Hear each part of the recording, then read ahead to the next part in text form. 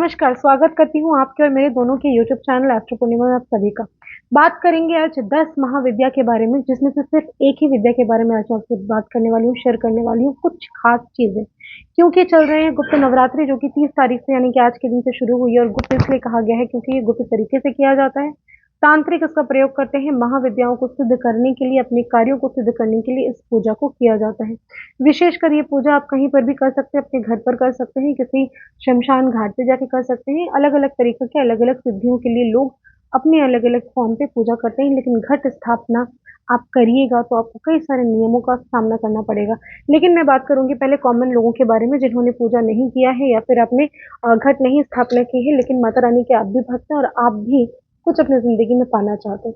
तो उसके पहले एक छोटा-सा निवेदन, अगर अभी तक आपने इस वीडियो को लाइक नहीं किया है, शेयर नहीं किया, कमेंट नहीं किया, तो ज़रूर करिए, अपने व्यूज़ बताइए और एस्ट्रो पूर्णिमा ऑफिशियल फेसबुक में जाके सब्सक्राइब, लाइक ज़रूर करें और हमारे यूट्यूब चैनल को भी फॉलो करें। तो सबसे पहले बात करेंगे कि 10 महाविद्या में से सबसे पहली जो महाविद्या होती है, जैसे हम सभी जानते हैं कि महाविद्याओं की जो पूजा होती है वो किसी न किसी सिद्धि की प्राप्ति के लिए की जाती है, और लाइफ में कई सारे स्ट्रगल्स को खत्म करने के लिए हम महाविद्याओं की पूजा करते हैं। लेकिन ये कॉमन घरेलू लोग इसको नहीं कर सकते, क्योंकि इसके पीछे कारण ये है कि ये एक सामाजिक तौर पे किए जाने वाले कार्य नहीं है, और इसको हम हर जगह डिस्कस भी नहीं कर सकते। किसी भी तरह से हम इसके बारे में ज़्यादा जानकारी भी नहीं ले सकते, ना ही इसके मंत्र को कहीं पर भी उच्चारण कर सकते हैं। तो कौन से ऐसे खास उपाय हैं?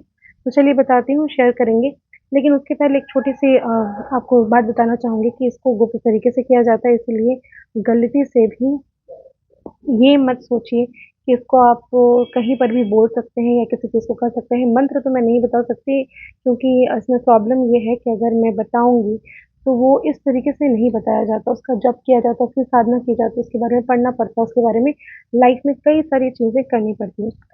तो सबसे पहले मैं डिस्कस ये करूँगी आपसे कि ये जो माता रानी जो है, जिसका हम नॉर्मल नवरात्रि में जो पूजा करते हैं, उसमें शैलपुत्री माँ, ब्रह्मचारिणी माँ, कात्यायनी माँ, स्कंद माता, इन सब माताओं की पूजा की जाती है। लेकिन जब मैं 10 महाविद्या की बात कर रही हूँ, जब ये गुप्त नवरात्रि की बात हो रही है, तो सबसे पहले मैं बात करूँगी कि किस तरह से 9 देवियाँ जो 10 महाविद्या हैं, 9 दिन का गुप्त नवरात्रा है, लेकिन हम 10 महाविद्या की पूजा करते हैं। सबसे पहले माँ आती है काली माँ।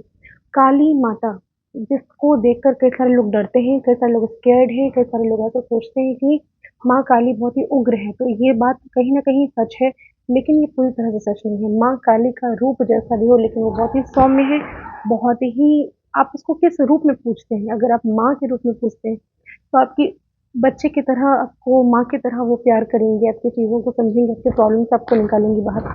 तो माँ काली की आराधना, माँ के अलग-अलग रूप होते हैं, काली माँ का भी तारा होता है, माँ का अलग रूप है वो, क्योंकि 10 महाविद्याओं में तारा माँ का भी रूप आता है। लेकिन काली की जब हम बात करते हैं, तो काली का रूप कुछ इस प्रकार से, आप देखिए, ये जो आप काली माँ का देख रहे हैं, जिस तरह से नीचे शिव जी लेटे हुए रहते हैं और उसके ऊपर से माँ काली उसके ऊपर स्थान उनका ग्रहण करके हैं। और ये जो तंत्र के गुरु हैं ना, ये शिव जी ही हैं। शिव जी ने ही माता पार्वती को तंत्र साधना के बारे में सिखाया था। जब वो सो गई थी, तो नर मुंडी की माला माँ को पहनाया गया, उनके ही सारे जन्म के नर मुंडी थे। तो इसके पीछे बहुत सारी कहानी है, लेकिन आज मैं आपसे 5 उपाय शेयर करने वाली हूँ। अगर आप पूजा कर रहे हैं तो भी, नहीं कर रहे हैं तो भी, माता को मानते हैं तो भी, नहीं मानते हैं, कुछ प्राप्त करना चाहते हैं, तो ये आपके लिए नहीं है। अगर आप मानते हैं, माँ में विश्वास है, तभी इन उपायों को ज़रूर करिए।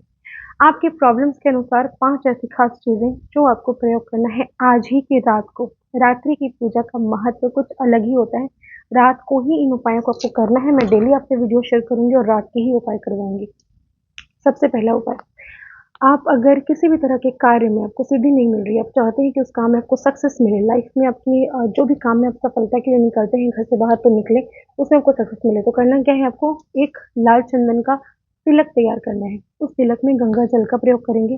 माता को जवा फूल यानी कि हिबिस्कस फ्लावर आता है, आपको चढ़ाना है। चढ़ाकर उस फूल को अच्छी तरह से किसी पानी में, गंगा जल में डालकर उसका रस निकालना है।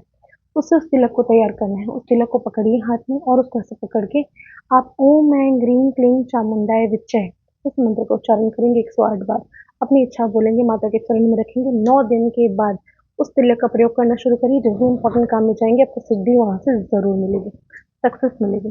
दूसरा चीज़, आपके घर में बहुत कलेश हो रहा है, बहुत लाइफ में उथल-पुथल मची है, पार्टनर के साथ रिलेशनशिप अच्छे नहीं है, तो 2 मोर के पंख लेना है, माता रानी को अर्पण करिए। 9 दिन के बाद उसको अपने बेडरूम में नॉर्थ ईस्ट डायरेक्शन यानी कि ईशान कोण में उसको रख दीजिए, घर का माहौल शांत हो जाएगा। तीसरा, घर में बहुत सारी बीमारियां हैं, आपको लगता है तंग आ चुके हैं, आप परेशान हो चुके हैं, तो कोई भी कांसे का लोटा लीजिए, कलश लीजिए, उसके अंदर 7 लौंग डाल दीजिए और उसको पकड़कर ओम दुम दुर्गाय नमः, ओम दुम दुर्गाय नमः का जाप करिए 108 बार।